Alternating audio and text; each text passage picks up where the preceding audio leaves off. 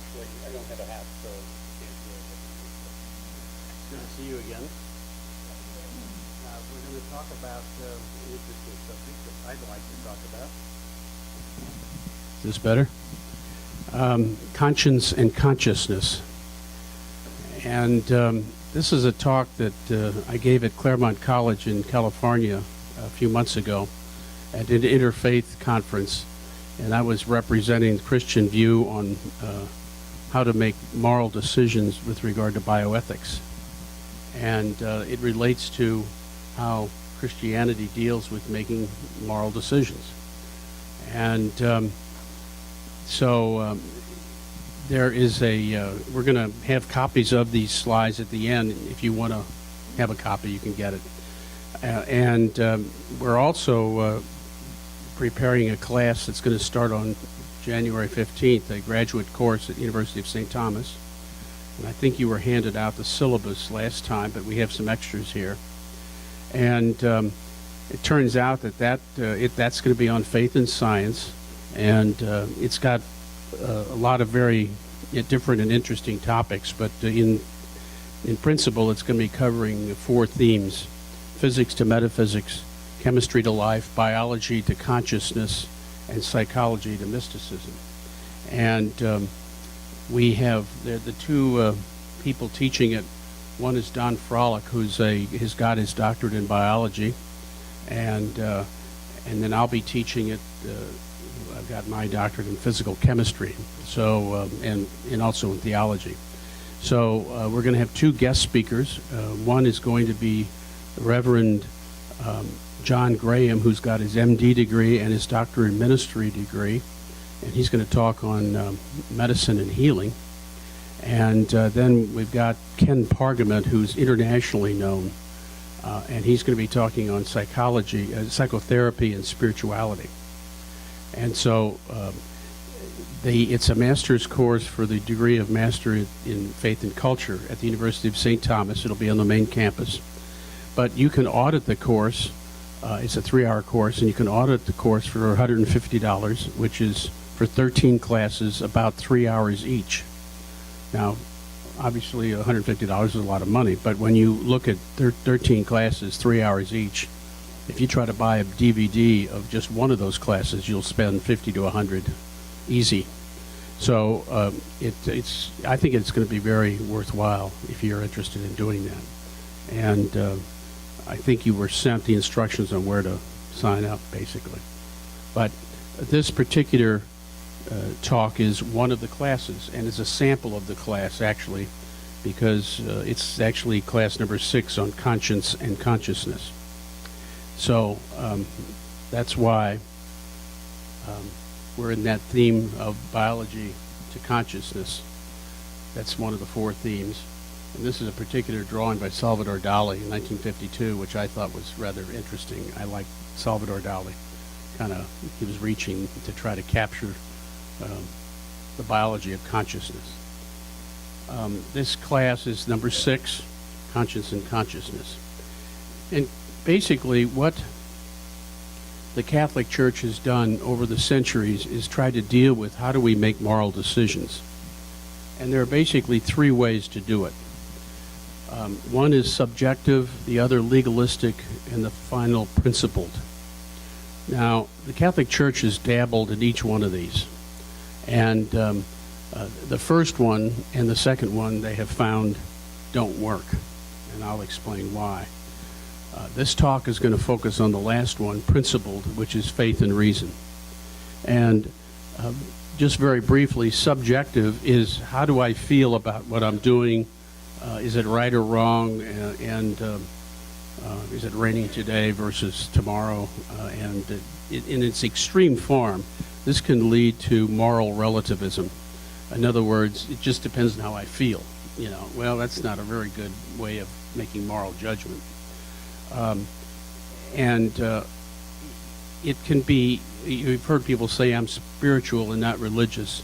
In its extreme form, this can kind of reflect that comment, where it's just how I feel about what I do, not someone else necessarily, in its extreme form. the legalistic approach is something that the Catholic Church tried to do in the Middle Ages when people couldn't read or write, and the local priest was being approached with problems, and he would be asked, well, what should I do if my wife is dying, and this and all these different questions. And the church wanted to be sure everybody got the same answer to the same problem, and so they decided to write all the problems down that could possibly happen in a big book. Okay, well, it's an infinite number of variations, and it's not done anymore. It was done back then because people couldn't read and write, and it was an attempt that really didn't work too well. It's called, the books were called the penitential books. So the church for centuries now has worked from the basis of principled approach, which is both faith and reason. And faith and reason cannot contradict each other in the Catholic teaching. If they do contradict each other, that either one or the other or both are wrong. And that's a very solid basis for making some decisions. Now, what are some of the principles that are followed in making these decisions? Well, one thing that is important to know is that we're talking about non-dualism. The new word now out is holism, which is, I always thought it was rather an interesting word. It means taking into account the whole person. And basically, non-dualism says that the physical body, reason, and science has to be consistent with the spiritual soul, faith, and theology, and that they were made for each other. So they're not separate. They are your soul and your body, or were made for each other, and they're interstitial. Now, that's the philosophy that we're following here. And the first thing that the early Catholic Church did was to turn to the Greeks for an underpinning of their theology with Greek philosophy. So they would go to Plato and the early Greek philosophers. And the Greeks had a word called synodesis. And synodesis has two meanings. It means consciousness, which is the external self-awareness. In other words, you're aware that you're in this world, and that there are cars going by, and you're aware of your presence in the world, and you're aware of those cars as objective things that are going by. And it also had the meaning of conscience, which is the internal moral guide. Now, fortunately, English has two different words for these concepts. Believe it or not, the Greeks are not alone. The modern Romance languages, like French, have only one word for both of these. So I'm pleased that as in English we have two words, because they're two different concepts, so we're going to get into that. In terms of consciousness, we can have true or erroneous consciousness. In other words, we can see a car go by and know that truly a car went by. Or erroneous, saying, well, a car went by and it didn't go by. So it's how do you interpret the external world? Conscience can be either sincere or insincere. So you really sincerely want to do the right thing. That's a sincere conscience, and you're following that moral guide that's from within, and we'll get into that more. But you could have an insincere conscience. Basically, I don't care whether it's right or wrong. I feel good doing this. So obviously the ideal combination is true and sincere. True consciousness and sincere conscience. Now, since the presentation is on the subject of conscience and consciousness, I wanted to kind of start with these definitions. Now, the key in Catholic teaching is what is called the informed conscience. And the operative word is informed. And I'll explain that. The informed conscience is made up of three things that are critical, that have to be present. You have to have a biological functioning brain. You have to have information, true information and true input. And you have to have a spiritual indwelling spirit to give you guidance. This is the God within us. Now I'm going to talk about each one of these as we go through. And what I hope to do is that before the break, we'll go through the principles. And then after the break, we'll try to apply the principles to some case examples that you may be interested in or are of value. But certainly one of them is going to be bioethics, end of life, things like that. But there are other subjects because you can apply these principles to anything where there's a moral judgment that has to be made. So the talk is really going to be on these three areas. We're going to spend time in each one of these, knowing that all three are necessary to have an informed conscience. Not just a conscience, but an informed conscience. So let's talk about the biological. Have any of you heard of Phineas Gage? No. So let's talk about this guy, Phineas Gage. Phineas Gage was a man who worked in the railroad business, and his job was to place the explosives in cylinders along rock faces, and he used a crowbar. Now, back in the late 1800s, when he was around, that was the crowbar. Nowadays, crowbars have a curve to them. Back then, crowbars were straight. They had a very pointed tip, which is on the top, you can't see it, and on the bottom it's flat. And if you've ever been on a highway, you'll see where they blasted rock away to make room for the road. And they have a whole series of semi-cylinders, which were cylinders, and they place charges in them, and they tap them down with the metal rod, and then they explode them all at one time, and the rock face falls off, and they clear the road. Okay? His job was to tap it in. Now, Phineas was a very holy person by every standard measure. He was church-going, he never cursed, he never womanized, he didn't drink, he was respected by the community, etc. And he went to go place the charges one day and didn't realize that he was tapping on one that had already had the charge placed, and the charge exploded and launched the rod. Now, if you can imagine, normally they seal these holes off. Well, if you had the full force of all that dynamite launch a rod, you can imagine it would be a rocket. If you'll notice his left eye, you notice it's closed? The reason is that the rod went through his skull. It entered below his cheekbone and exited behind his eyes out the top of his head. Now, after this accident, because the rod had done it so quickly and so cleanly, the entrance and exit wounds could be bandaged over and healed. But there was a problem. Phineas Gage now was a monster.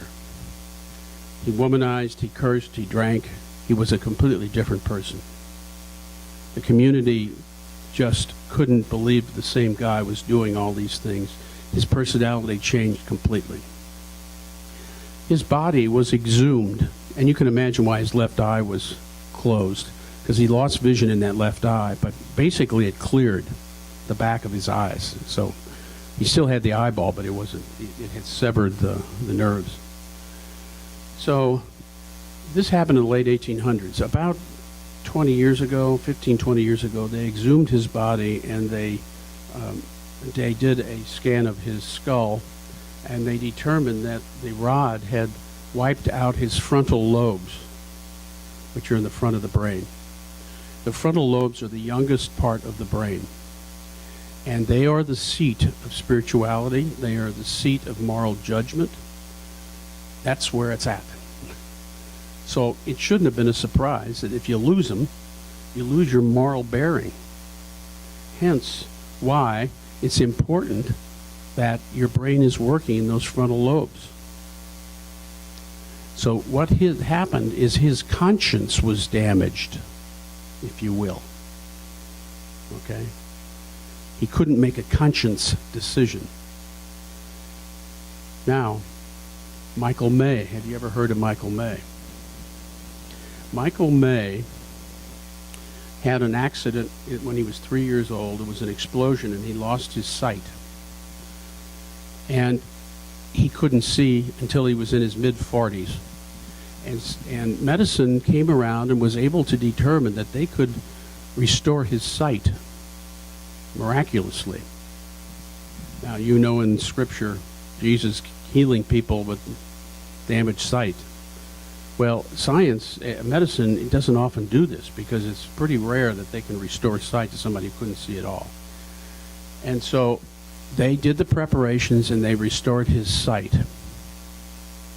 And when they were unwrapping the bandages, they had his 2 children in front of him because this was the exciting time, the first time that he would be able to see his children.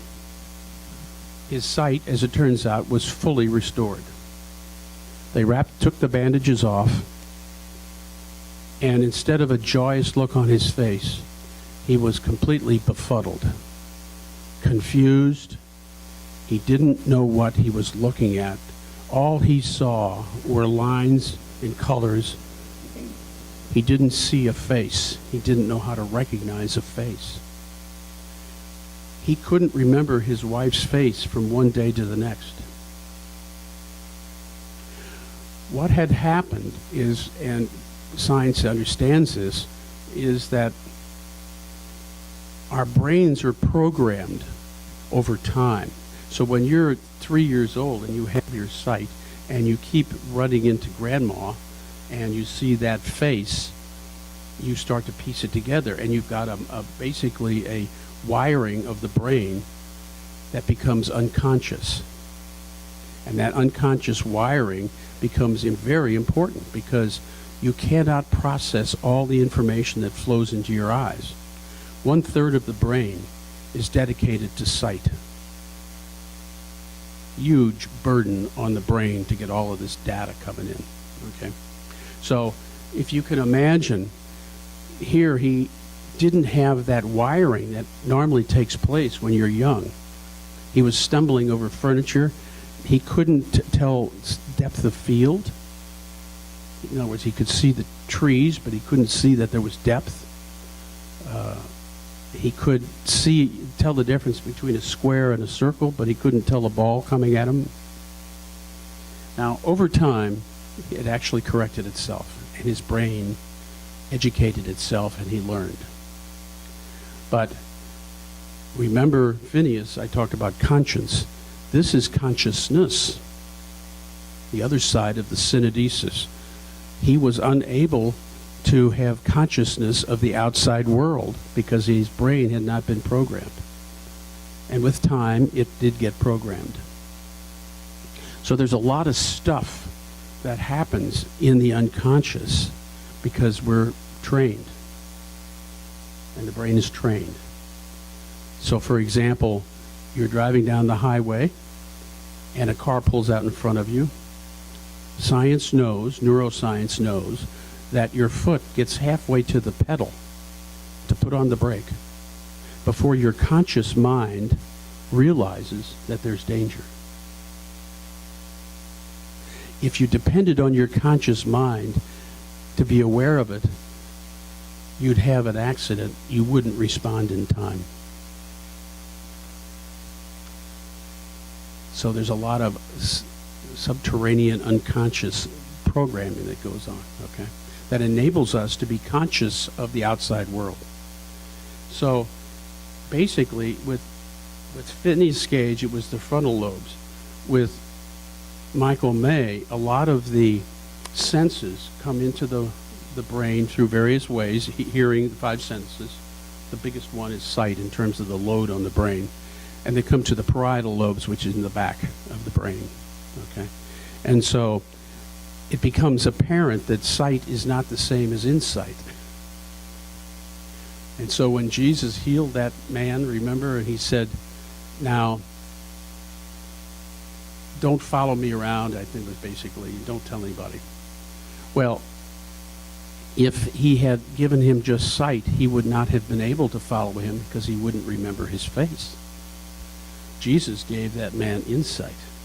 He programmed his brain on the spot. Think how much more powerful that miracle was. So basically, consciousness is not, they can't locate it in the brain. They're looking.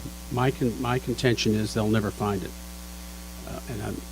It involves the whole brain, because the whole brain has to light up whenever they do things like this in an fMRI scan, and they see the whole brain lights up because it's processing that unconscious programming, okay? So now this is it talks about the synodesis of the Greeks, okay? Both those two gentlemen, okay? Now, there is such a thing as a collective synodesis.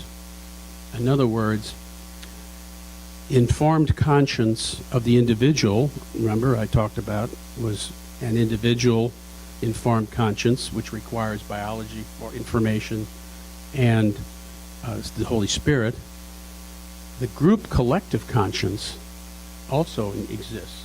The collective informed conscience and the collective informed consciousness. So collective consciousness would be like medicine or science. So if in general scientists believe that the Big Bang really happened, that's a collective understanding, a collective consciousness. So if you want to go and say, well, the Big Bang didn't happen, and I've got a couple people in my parish that believe that, that's okay. But if you're going to go against the collective consciousness, you better be a little careful, because a lot of people have been thinking about this, okay? Not just you, okay? There's also collective conscience, which is for religion or state. So a religion in the Catholic faith, we as a religion have a collective informed conscience. And so we say that abortion, for example, is morally wrong. The state says you can't hold up the local liquor store. So there's a collective conscience in the state, too. And if you're going to violate those, you better be careful. You're going to suffer the consequences, or you're going to be trying to trump something that a lot of people put a lot of thought into. And when I was at Claremont College and I gave this presentation, it was sponsored by the Jain community, which is a very ancient community out of India. And I used, as an example of somebody who was successful at trumping the collective conscience, was Gandhi. He basically said the state is wrong, they're morally wrong, and I'm going to have a peaceful demonstration, and he won. So there have been examples of people who have trumped it. And of course, the follower of Gandhi was Martin Luther King. He did the same thing. He basically said the state is morally wrong. The collective conscience is wrong. So that's basically the biological side. Now let's talk about the informational side. Remember the three we were talking about? We got to have true information, and we've got to base it on some sort of principle, okay? And of course, in the Catholic teaching, it's the principle of Jesus. It's basically Jesus' teaching, and that is, if you recall, when he was asked about the Ten Commandments, he said, well, there's mainly two: love God, love your neighbor, or which they can be combined really into one, and that is love as I have loved you. Okay. So that's the underpinning of all the principles behind the Catholic moral decision-making. And we'll see that that's easy to say until you start getting into the details. And you say, well, how do I carry this out? You know, it doesn't always look obvious, okay? So we're going to go to use that as the underpinning. And then the other thing that we're going to use are religious teachings, basically faith, which is do good, and reason, and that's respect life. We're not going to not respect somebody else's life, because that, by our own reasoning, we can figure that doesn't make much sense. we could be in that position too. It could be a selfish reason. And so both faith and reason are important. And then, of course, we look to moral authority. Who's got the moral authority to carry these out? Well, in the Catholic tradition, there's church law. The Catholic Church has canon law, basically, but it's the church teaching, okay? And then there's the natural law, reason. Now, by the natural law, we recognize that there are natural laws that govern the universe. So we don't climb a cliff without a safety rope. We don't shoot at targets if there's a person out there, okay? So there's some physical things that take place in the natural law that to violate would be wrong. So we have to follow both of these moral authorities. Now, those are the underpinnings. Now let's get to the prioritized principles, okay? Prioritized principles. I call them prioritized principles because the first principle that I'm going to talk about trumps the second. The second trumps the third trumps the fourth. Okay? So, the first is ordinary human dignity. It's respect life. Ordinary human dignity. You have to give that to people. Okay? Now, the second is you don't intentionally kill. Okay? Now, you may be respecting somebody, trying to save their life through surgery, and they die. So you didn't intentionally kill them, but you were trying in the first case to give them human dignity. Okay, so you can't intentionally kill somebody. The next is you honor the other person's wishes. In other words, you can't violate their free will. I'm talking about as an individual. Now, group, informed conscience, like the state, can certainly try to stop somebody from killing somebody. Okay? But that's not this particular one. This particular one is honor others' wishes. And then the final is minimize others' suffering. Now, we try to minimize suffering, but suffering's part of life. Now, I'm going to get into this afternoon a little bit of an application of these in bioethics, but let me give you a personal experience in bioethics, so I'm going to get ahead of myself a little bit. I have to do this. My mother, I had a discussion with my mother ahead of time, and I said, now what happens if you fall and you then have to have a catheter, which causes an infection, and then you have to have antibiotics? And my mother was paralyzed on one side, and I said, would you want us to give you the antibiotics? And she said, no. She doesn't have to take them. And those are her wishes. I can't force it on her. Well, sure enough, that's what happened. And the nurse took it upon herself to override the family's wishes in the do not resuscitate order. And I had a little chit-chat with the nurse. And I said, why did you do this? And she said, we loved your mother.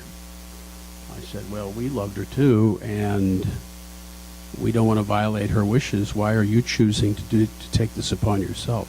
I could have gotten her in a lot of trouble, but I chose not to. It took me 45 minutes to talk her out of this. I didn't have to. I mean, I could have told her, take a hike. This is the end of it. Okay. But the point was that we had respected her wishes, and we were not intentionally killing, and we were giving her human dignity. And by human dignity, that means we weren't withholding food or water. That's human dignity. Okay. My father is got about 2 days to live. He's passed away since. And I could tell that he was in a lot of pain. So as I'm walking out, I tell the nurse, could you give him a little bit more pain medication? I think he needs it. So I call him. After I get home, I call him on the phone. And he says, why did you tell her to give me that pain medication? Well, he could have told her not to give it to him, but apparently she went in and did it. And he said, I wanted to be awake for when I make that transition to the next life. What had happened is I had not intentionally, but I had unintentionally violated 3 while I was trying to carry out number 4. I was trying to minimize his suffering, but in the process I violated his wishes. So you see how 1 trumps 2, trumps 3, trumps 4. Okay? Now, here's where this is so interesting. When I gave this talk out at Claremont College, I had Buddhists, a Jewish rabbi, Jains, which are this atheistic minority out of India, beautiful people, nonviolent, whole bunch of different religions. And I was basically explaining to them that even though it's not known where this all comes from, in the hospitals, all faiths use the Christian, the Catholic principles, though they don't know where they came from, because they're so logical and principled. Jainism, as ancient as that is, doesn't have any bioethical guidelines. Ancient beliefs. And yet in the hospitals, they use Catholic approaches. And you'll see why they do. Because it's very respectful of the individual, and it doesn't choose one religion over another, but they just don't tell the patient that, by the way, we're using Catholic approach. Okay? So basically, in applying these principles, in the Middle Ages, they would have written the penitential books and you would have been driven crazy. The problem in applying these principles is every situation is complex. Every action we take has usually more than one effect. It's especially true in the field of medicine. And we'll do, after the break, we'll talk about examples that we can get into. And so the Catholic Church came up with what's called the double effect principle, which is actually multiple effect principle. Not just 2 effects, you might have 3 or 4. And how do you weigh one over another? How do you make a moral decision? Now,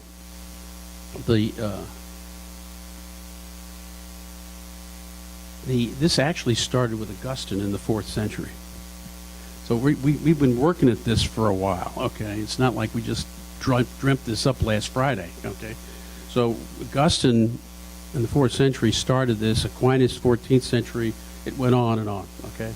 And it's always been refined, okay? So the double effect principles are as follows. The act or omission can't be evil in and of itself. So you can't say, I'm going to kill that person to do something, get something else out of it, okay? The act or omission can't be evil in and of itself. And you notice it's not just act, it's also omission, because we can do something morally wrong out of omission, out of not doing something. The next is the intent must be good. So the intent in giving my mother, in stopping my mother's antibiotics was not to kill her. It was to, there's a difference between killing and letting die. Big difference. And so basically, our intent was to give her her wishes. If our intent had been to kill her, then we got a problem. The next is the good can't result from the bad.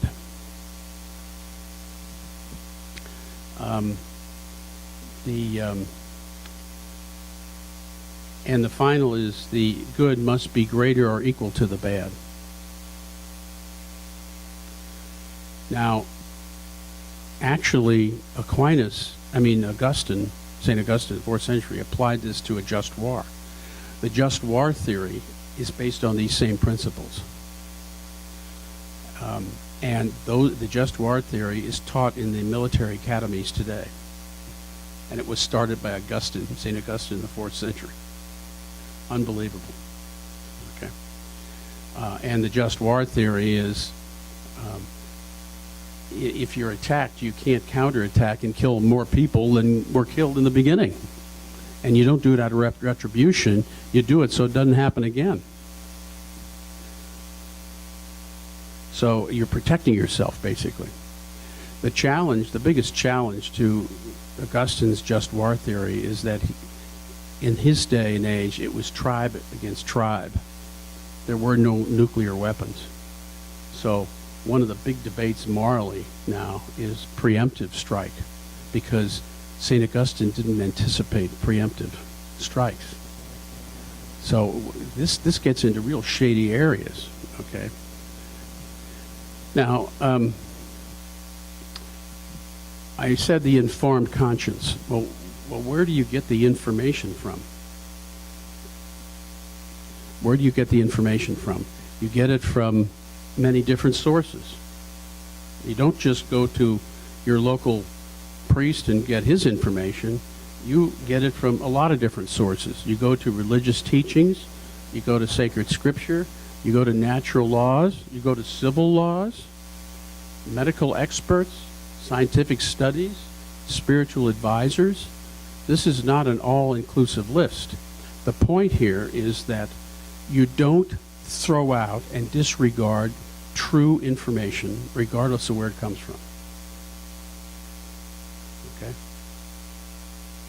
Isn't this common sense? I mean, you would think that that's what you would do in solving a problem that you're dealing with every day. Now, when you make a decision, there is a risk. And that is, it's called, the old term really has been rationalized. Well, I can do this because, I feel this. Science has actually done studies on rationalization. And the terms they use are confirmation bias. And what they have found is that we tend to give a preconceived conclusion already. And that we only call on the information that supports our preconceived conclusion. So it really means rationalization. It's automatic and unintentional. It's not deliberate deception. It's subconscious, in the unconscious, actually. Cognitive and mechanistic, evidence confirming beliefs. Irrational primacy effect means that you already decided what the primary result's going to be. You don't need anything else. And it's an illusory thing. It's kind of, you don't necessarily pick the right correlations. We can overcome confirmation bias through prayer and through humility. But it's a battle, because we have to intentionally bring that unconscious to the conscious level to analyze what we're doing.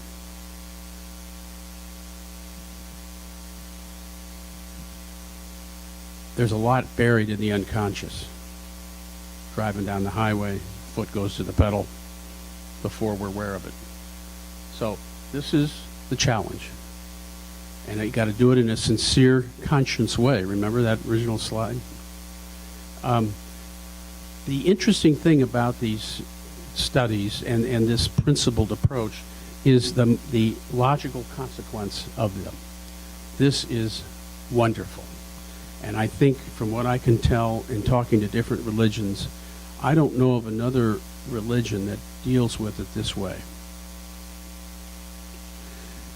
To be morally culpable, we have to have the act or omission morally wrong. Not only are we able to make that decision, but we are required to make that decision, and we have to do it through an informed conscience. All three of these things are required for culpability. You have to have full knowledge and full freedom. But only God can climb inside our brain and determine whether we have full knowledge or full freedom. So we can say an act or omission is morally wrong, but we can never say that you have sinned. We can never say somebody has sinned, because we can't climb in their brain and tell whether they have full knowledge or full freedom. We can't climb in their brain and to see whether they're Phineas Gage or Michael May. Isn't it beautiful not to have to stand there and tell people they've sinned? It's impossible. Now, I want to tell you that a lot of good Catholics, even clergy at times, they'll misuse the term morally wrong and sin pretty interchangeably. And I personally am very careful about that, because when you say when you say something is a sin, it implies that there is a sinner. The most you can say is that that is morally wrong. So you see a guy shooting somebody on the corner, what that guy did was morally wrong. Most religions, in fact, I don't know of a religion that wouldn't say that that person sinned. We can't say that. We don't know. That's between him and God. We know as a informed conscience group, Catholic religion, that that act was morally wrong. Get the subtlety here?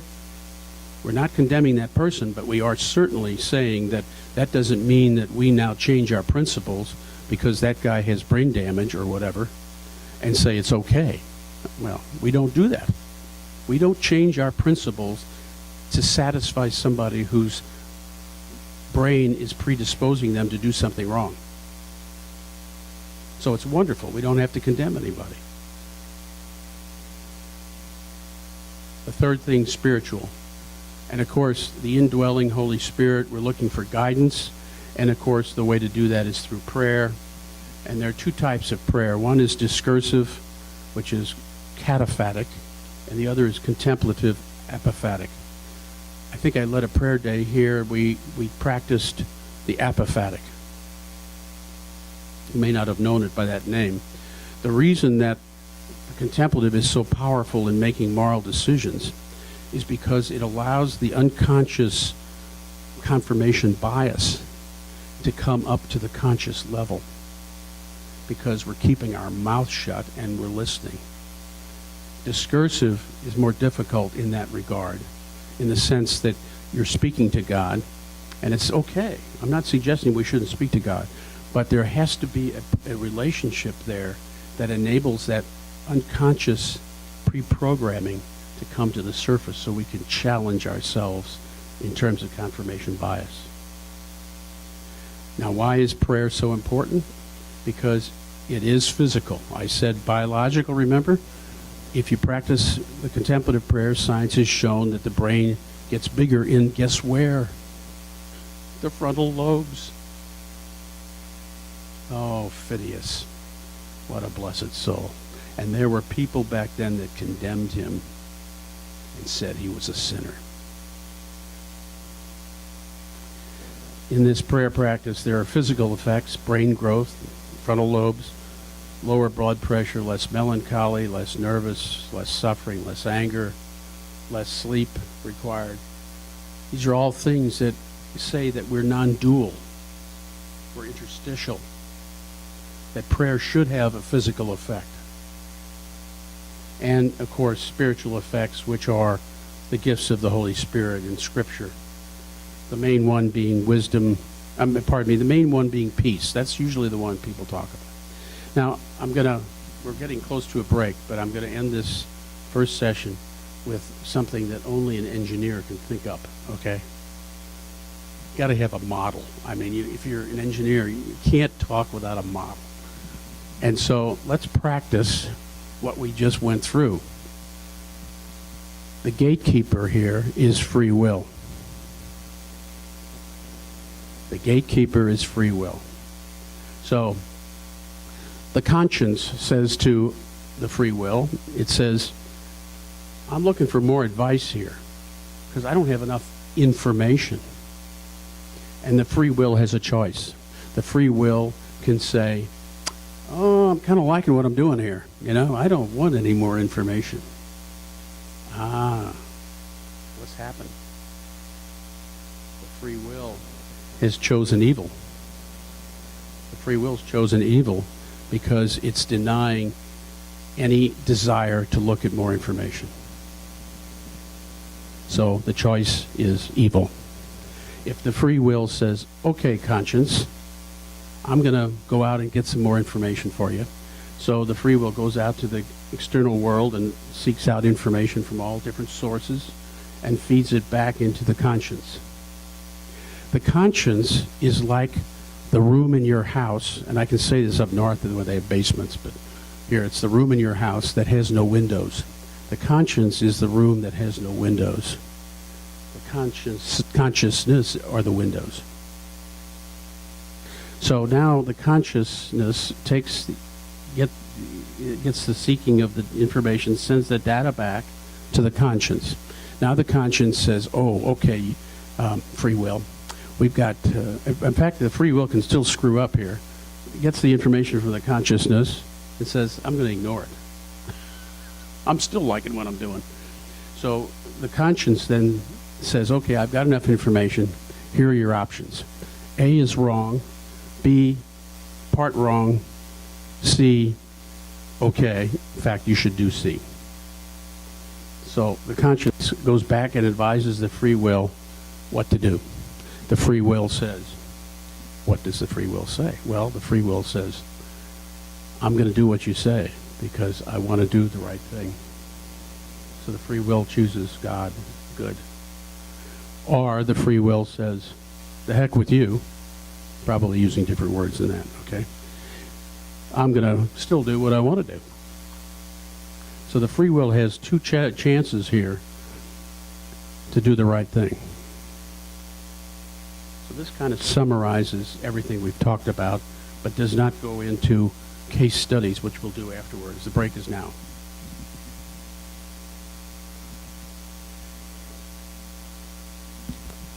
Okay, you all, just a few announcements. First of all, hope you... Hello. Get people's attention when you're quiet, you don't shout it. Are you ready to start again? I think I might skip this next slide. No, let's skip that. This was a slide I should have used right before our questions. We're talking about the interior, and on that diagram, I forgot to mention the most important part. That was a little triangle with the Holy Spirit in the middle of the conscience, the guiding the conscience. But this quote from Mark, I thought, kind of nailed what we were talking about. Everything that goes into a person from outside cannot defile, but what comes out of a person, that is what defiles. From within people, from their hearts, come evil thoughts. All these evils come from within, and they defile. Exactly consistent with what we were talking about. So we had our break, and here are the practical applications that I thought we could talk about. These are general categories. I think bioethics we should talk about one way or the other, and I'll talk a little bit about bioethics. And each one of these has several different items that we could talk about. So let's talk about bioethics and the prioritized principles, which we had covered before. And if you recall, ordinary human dignity, and don't intentionally kill, honor patient's wishes. Now we're into bioethics, so it's not just somebody else's wishes, it's the patient, and minimize patient's suffering. Now, I gave you some examples from my own personal life. As it turns out,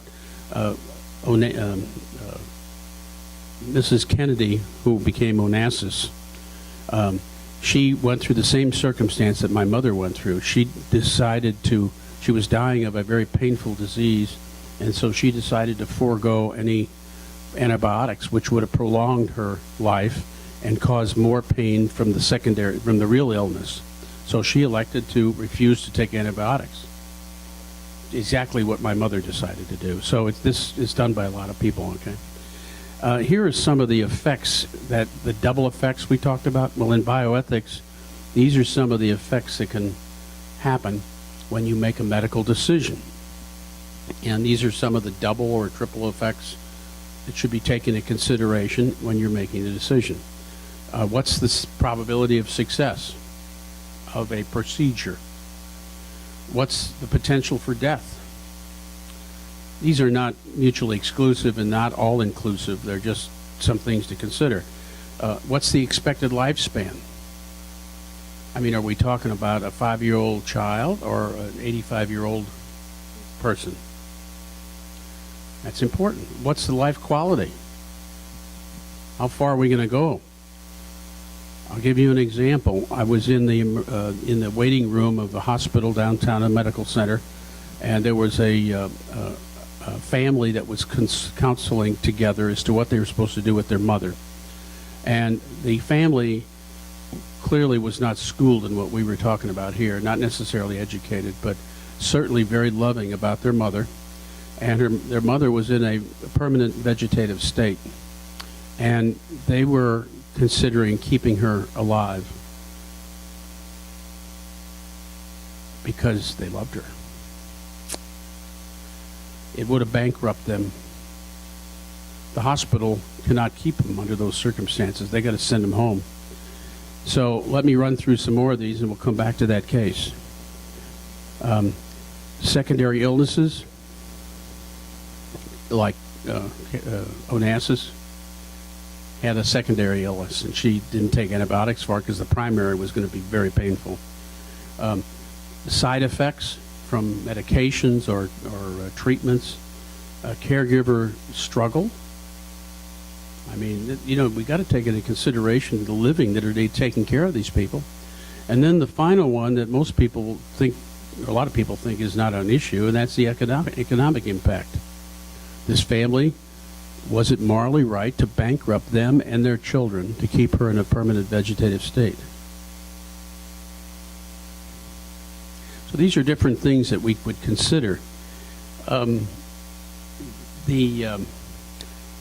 not going to get into the next slide. There are practical things that you can do for advanced directives in terms of having them ready so that the person's wishes can be known ahead of time, so that you're not trying to talk to your mother who's in a vegetative state, trying to find out what she really wants done. Well, you've already discussed that with her, like I did with my mother, and it turns out by accident hit the exact thing that happened.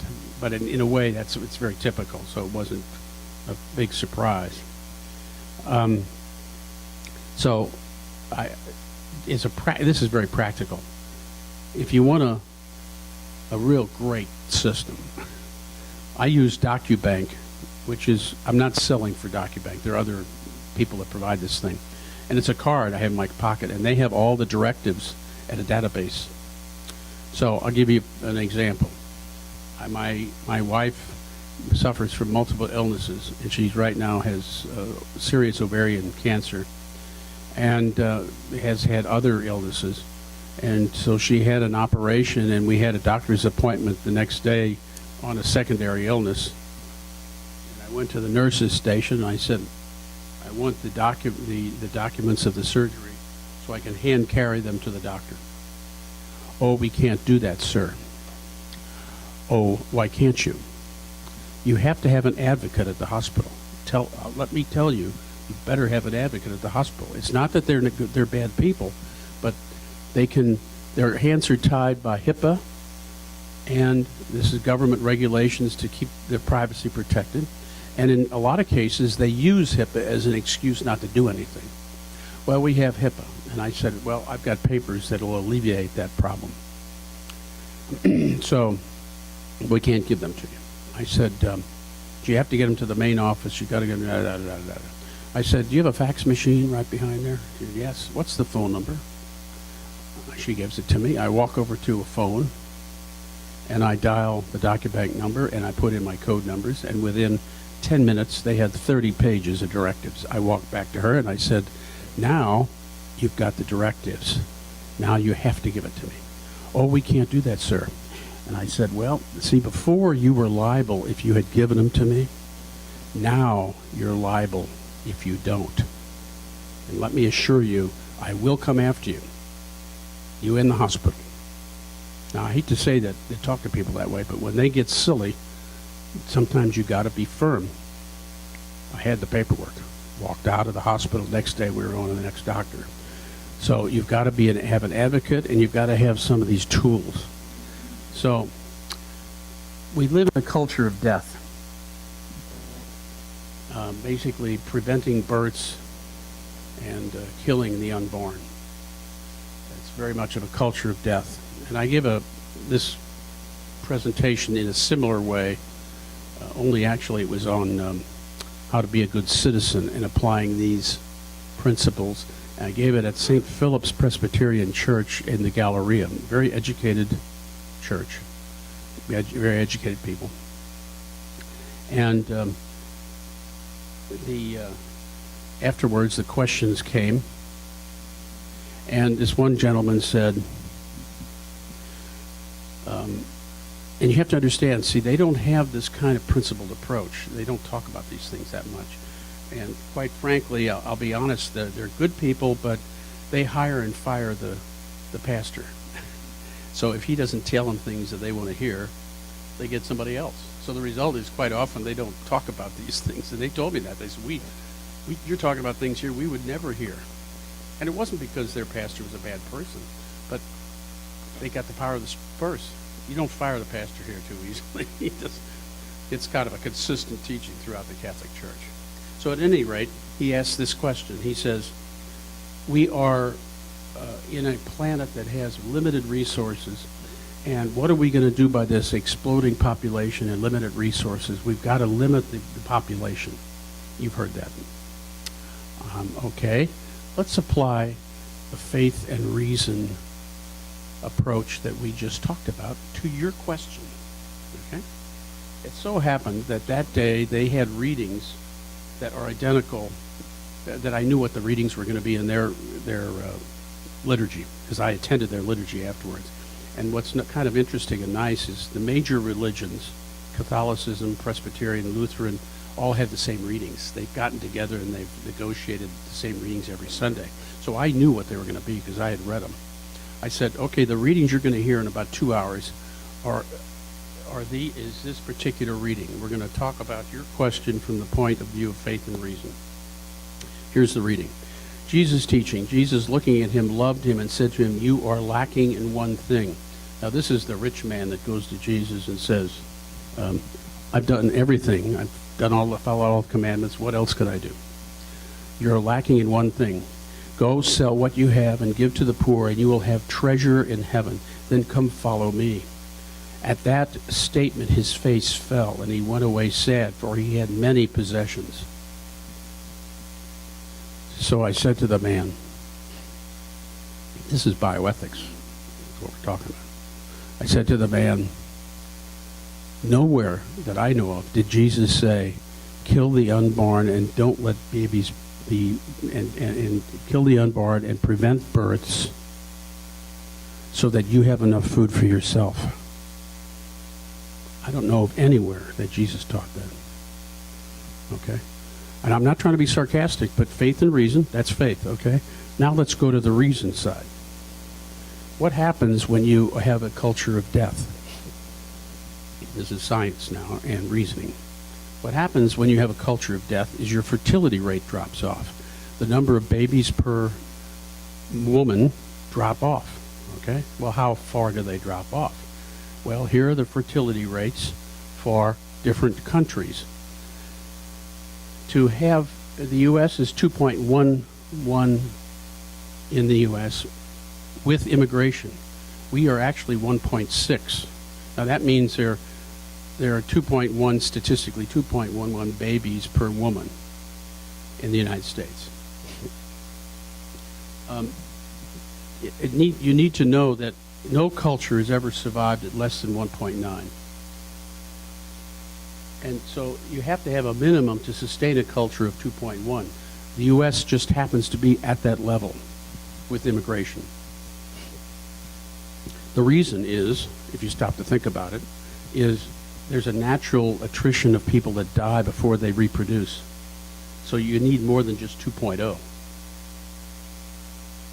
In other words, if you've got a couple, a husband and wife, and they have 2 children, they both die at 2.0, you're keeping level. You need a little bit more because other people die. Okay? No culture survived at less than 1.9. France is at 1.8. The Islamic culture in France is at 8.1. England 1.6. Europe, 31 country average, 1.38. Greece, Germany 1.3. Italy, home of the Catholic Church, 1.2. Spain 1.1. What happens in a culture of death is that the culture itself dies out. So God has a way of, and nature and the laws of nature and the natural law, remember we talked about, has a way of self-regulating. So you can hear all the preaching you want from people who are in favor of birth control and killing babies in vitro and in the womb, but ultimately their ideas themselves die out because they're not around. They don't have offspring to teach it to. Okay? So, to answer your question, sir, faith says your question can't be answered the way you want it answered, and science says you're pursuing a dead end. See how we apply faith and reason? Okay, culture, here are some things we can talk about. I'm not going to talk about all of them, but before we go on to this, is there anybody that has a case study or something that they would like to talk about on bioethics and end of life? Because I talked about abortion because end of life includes abortion because for the baby, that's the end of life. We normally think of end of life being older people, you know, in their 80s or 90s. Okay. I gave you some examples on end of life. This family want to keep their mother alive. And the principles, I think, are pretty basic. You got to use some investigative work on the information that you get. But looking at cultural issues, one of the issues nowadays is homosexuality. Okay, how would the Catholic Church look at that? Well, the Catholic Church believes that homosexuality and being a homosexual is not morally wrong. The Catholic Church believes that having homosexual tendencies is not morally wrong. Acting on those tendencies is morally wrong. Okay? If you're married and you have a sexual attraction to somebody else's wife, if you're a man, well, that's kind of human, but to act on that would be morally wrong. So the Catholic Church believes that acting on those desires in the homosexual is morally wrong. Now, looking at an individual and saying, well, that person has sinned, we can't say that. Because we don't know what was in their head in terms of their freedom or their knowledge. Now, there has been research on whether there's a biological predisposition to homosexuality, and the results are mixed. Some research shows yes, some no. The truth is that I believe that there are those who freely choose it and don't have a indwelling DNA tendency toward it, and then there are others who do have an inbred DNA tendency to it. But the issue is that I can't tell how much is one or the other. Only God knows that.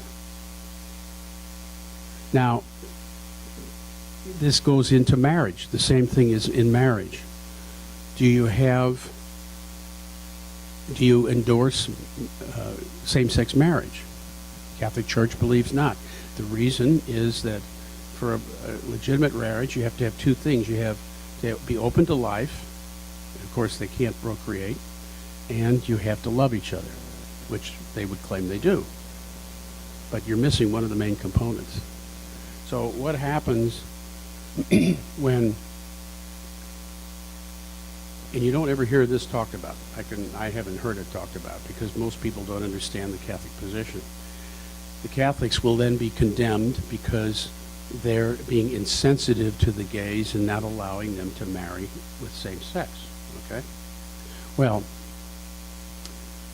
where some of these religions go off base is they get mixed up between pastoral care for that person who's a homosexual and loving that person and showing care for that person. And then they get mixed up and they say, well, we have to change our principles to accommodate that person. Oh? That person could claim that they have an informed conscience and they have justified their own actions.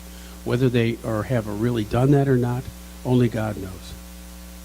But the group informed conscience of the Catholic Church believes it's morally wrong.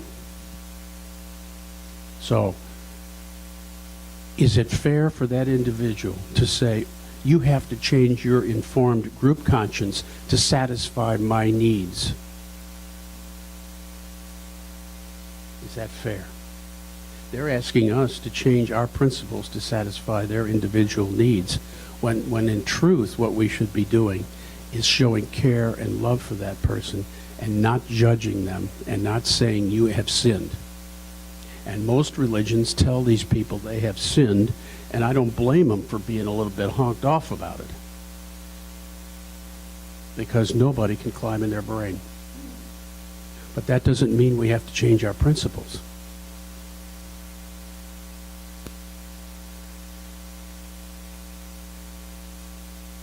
So we've talked about the first two subjects. Are there any questions about that you wanted to?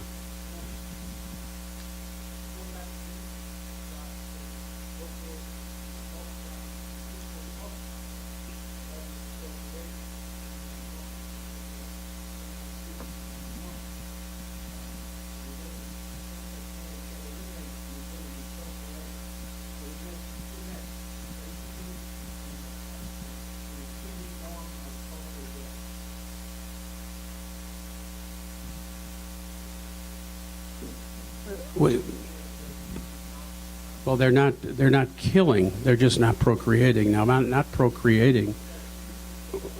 Well, let me answer your question. I understand what the question is. Let me answer it, okay?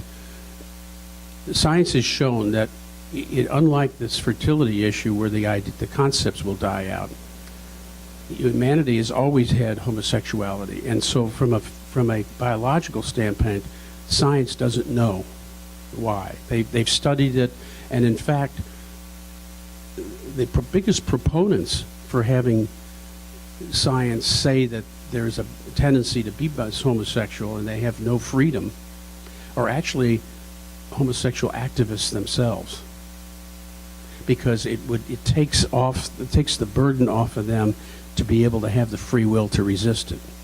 Now, does that mean that the science isn't there? Science, I'll be honest with you, is mixed. There isn't good results on either side, but there have been research on either side.